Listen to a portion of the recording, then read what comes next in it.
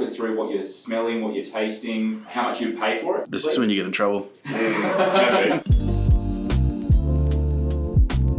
My name's Gareth Belton, and I'm a winemaker in Vineyard. You'd probably call me. I do a bit of everything. As we're talking about today, I do farming through to bottling and selling and vlogging. And yeah, we've got a winery just in the Adelaide Hills called Gentlefolk Wine. I'm going to try some wines and hopefully not offend too many people, which is what I normally do when I go on these sort of things, so I'll do my best.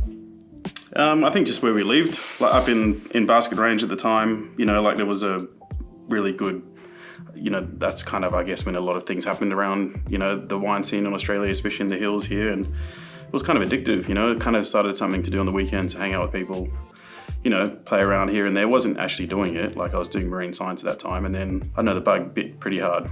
And it was actually wines that probably tasted and smelled a lot like this, to be honest. I can smell it from here. Probably not anymore. I'd say not in maybe the Australian sense of the word anymore. I've sort of maybe diverged a little bit further away from where I guess a lot of the guys who consider, you know, true natural wine in Australia are, which is no, I don't have any issues against that or them. It's just easier for me to say, well, I do my own thing and maybe I'm happy not to call it natural wine if it makes you happy. Lots of like berry things going on. It's not like, you know, sometimes I was a bit worried in the beginning. I'm like, God, it's a spritzing under cork and it's going to be really, you know, it's going to be out there, but it's not. It's delicious. I'd probably, you know, you'd happily drink a bottle of it. To me, it just tastes like a wine that should be $30 to $40 probably. It shouldn't be expensive. It's a clearly made to be a drinking wine, and a drinking wine, I would hope is not that expensive, but at the end of the day, in Australia, everything's expensive. So I would drink it. I probably wouldn't drink 2 bottles of it, but for what it is, if that is priced reasonably at around, you know, $30, it's a delicious drink. I'd probably buy a 6-pack of this to have around the house for summer. Oh, Jesus, that's impossible. Which country it's from, to be honest, to pick it. I'd buy 100 Dredgy, I'm sorry. Yeah, I think so.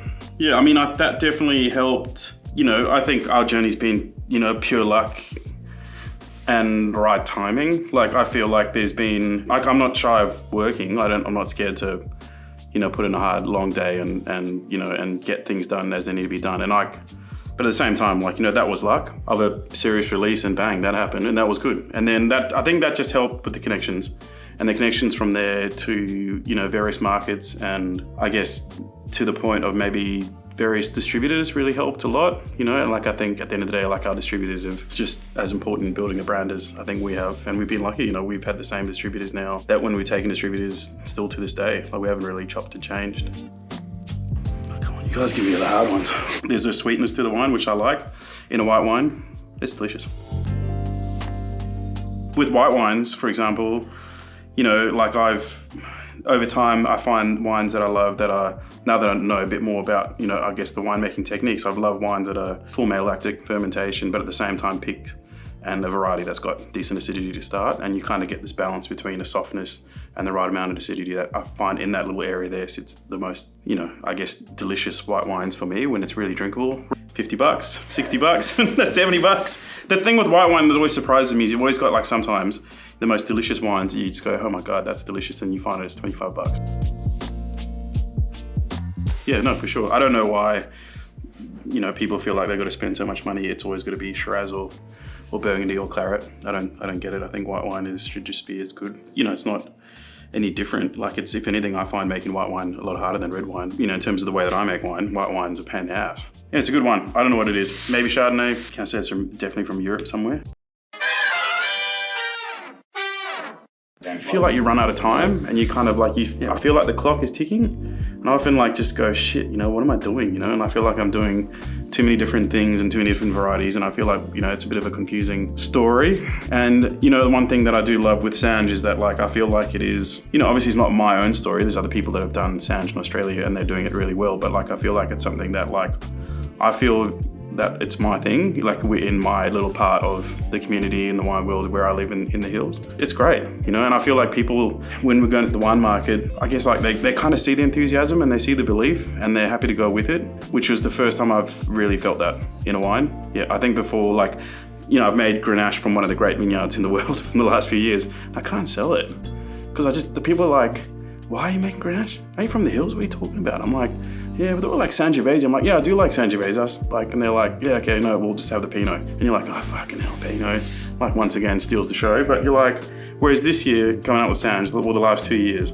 And I think with Italian wine, it's a completely different drink. I mean, maybe that's like, you know, sounding wanky and too whiny, but like, it's a completely different thing. Like, I can go out there and show the wines at the moment. I've got 3 Chardonnays on the market, 3 Pinots, and then I show Sange. It's like, it's great.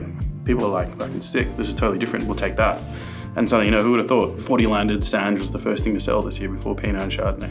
Man, come on, I've got like 2 kids and like, I'm just trying to survive at the moment. I feel like my dreams are like just survival. You're setting me up now. Some bricky Italian wine. It's an interesting nose. I haven't smelled anything like that. What? That's not Chardonnay.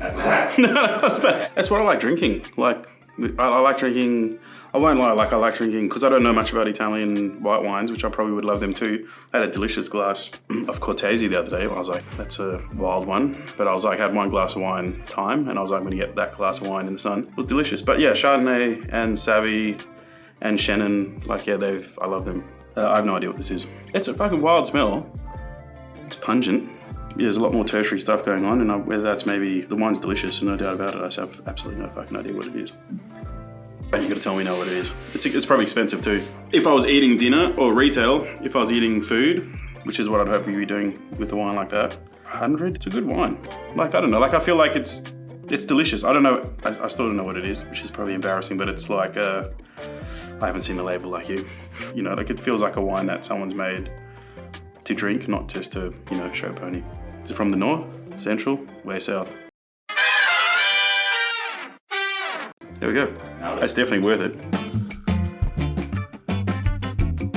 I like the Fiano. Yeah, it looks delicious. $43. Like, I'm probably gonna go get a few. All right, well, let's go drink it. Cool, sounds good.